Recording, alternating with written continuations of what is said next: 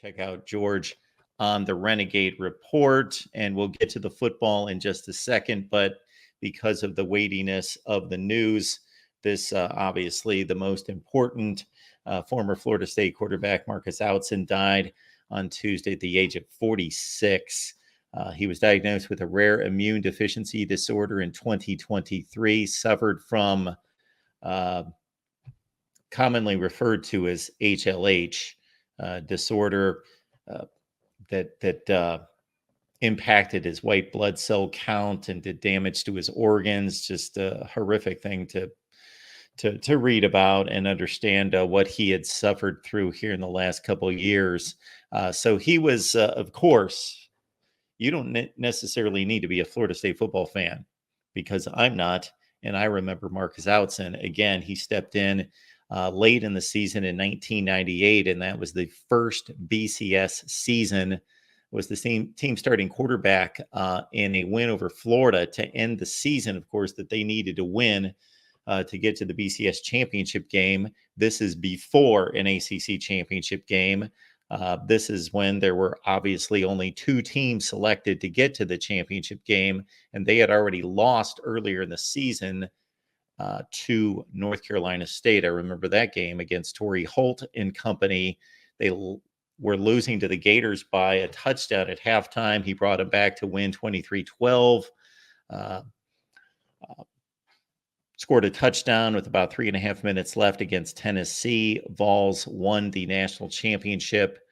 Marcus Outzen primarily a backup in those 4 seasons. But again, because Chris Winkie went down, he took the team all the way to the BCS championship game. So, George, obviously a sad event, a sad day for Seminole Nation.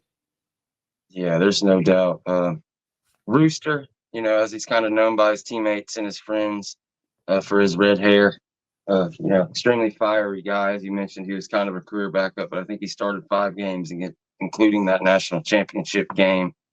We found out he was sick last year. Everybody's kind of really huddled together to pray up for him, and unfortunately succumbed to his illness. So nothing but thoughts and prayers out there for his immediate family.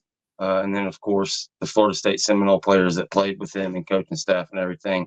I have no doubt that along with his family and everything else and loved ones at the pearly gates, that Bobby Bowden was standing there, ready for him to come through. So, again, just a beloved figure. When you talk about family in Florida State, like, you don't have to be a big star or this or that.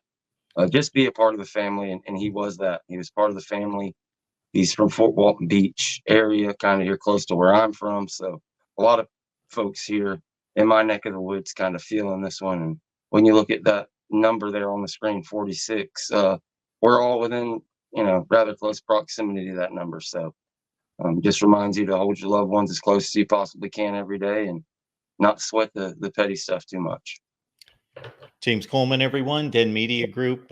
James, obviously you have a better understanding of this in regards to the football side of this. And we just went through what Marcus Outzen has had to deal with over the last couple of years, and then going back to his run with the team late in 1998 to appear in that very first BCS championship game.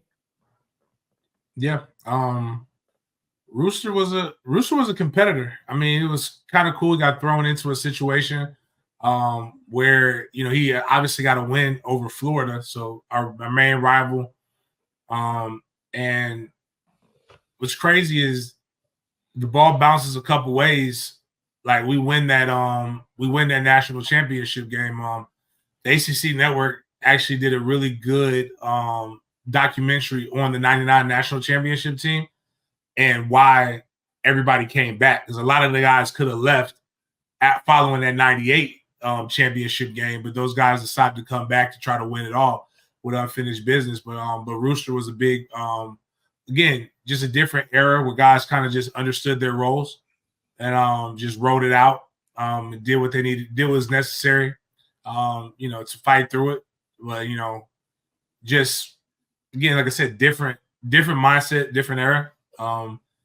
Some good about it, some bad. But I will say I've met him a couple of times. I was sad by the news. but I did hear, last week I did know that he was in the hospital. It got pretty bad. So yeah, I think whatever it was, it's where your white blood cells kind of attack your organs and different things of that nature. So so unfortunate. And I know he made a lot of people happy in his life, which is all that matters at the end of the day. People cannot die if you remember them. So they only die when you no longer remember who they were and what they meant to you. Well stated right there, James. And so once again, our condolences and our best wishes and prayers and thoughts go out to Marcus Outson's family, his friends, everybody close to him.